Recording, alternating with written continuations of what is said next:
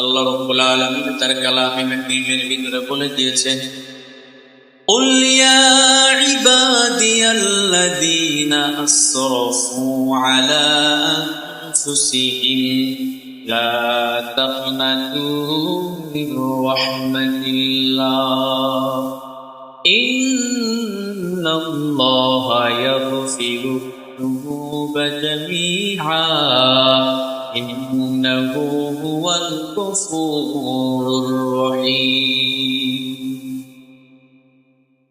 الله تعالى آية قل يا عبادي الذين أسرفوا على أنفسهم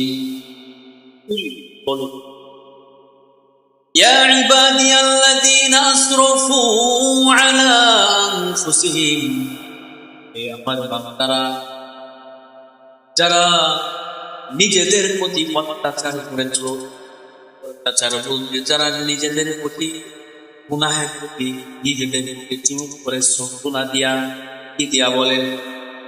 আল্লাহ বলে কুল ইয়া ইবাদিয়াল্লাযীনা আসরাফু আলা আনফুসিহিম,